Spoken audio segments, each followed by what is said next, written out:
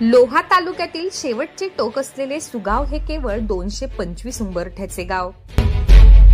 सन 1962 साली या गावातील प्रमुख मंडळी एकत्र बसून एक गाव एक गणपती बसवण्याचा संकल्प केला। तेव्हापासून या गावात एकच गणेश मूर्तीची प्रतिष्ठापना केली जाते। ती परंपरा आजही सुरू आहे।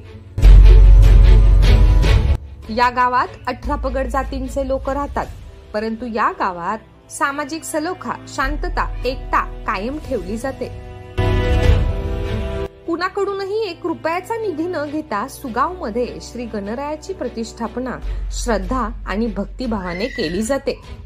विशेष बाब म्हणजे येथील नागरिक मूर्ती विकत आणत नाहीत, तर गेल्या 62 वर्षांपासून लाल माती आणि कपाशीपासून बनवलेली मूर्ती पूजिली जाते।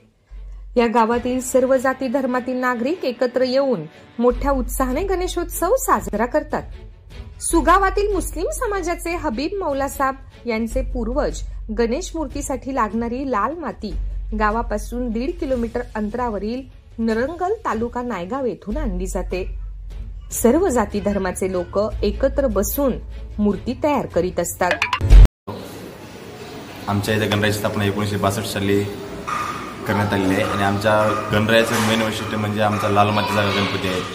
मूर्तिकार बनवताना अनेक समाजाचे सर्व धर्म समभाव हा गणपती आमच्या इथे साजरा केला जातो।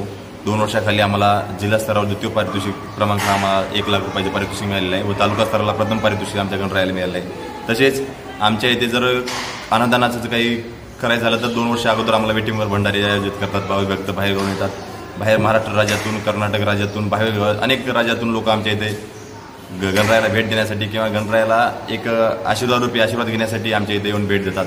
महत्त्वाचं वैशिष्ट्य म्हणजे नवसाला पावणारा गणपती म्हणून अनेक खेड्यामध्ये असो, जिल्हा स्तरावर असो प्रसिद्ध आहे आमचा गणराया आहे।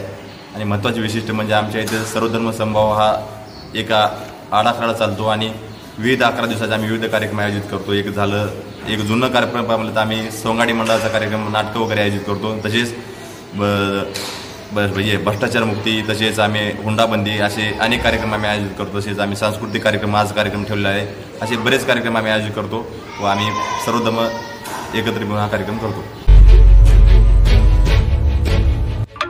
11 दिवस या समाज प्रबोधनाचे कार्यक्रम घेऊन गणेश उत्सव मोठ्या उत्साहाने साजरा करतात। लोहा तालुक्यातच नव्हे तर संपूर्ण महाराष्ट्रातील गणेश मंडळांनी या गणेश मंडळाचा आदर्श घेणे ही काळाची गरज आहे।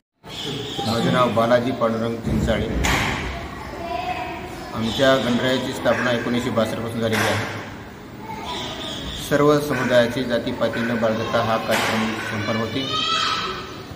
लाल मातीचा गणपती आहे आणि हा गणपतीचा जो माती आहे तो मुसलमानाचा माणूस आणतो आणि जी मूर्ती जी करतात गणपतीची आमच्या ते कोळी समाजाचं आहे, सुतार समाजाचं आहे आणि मराठी समाजाचं आहे। आणि जे आम्ही काही कार्यक्रम करता सोंगाड्याच्या माध्यमातून, हुंडाबंदी असो, लेख वाचवा लेख शिकवा, अंधश्रद्धा निर्मूलन, पुन्हा अनेक सांस्कृतिक कार्यक्रमाचा उल्लेख या ठिकाणी आम्हाला करता येते।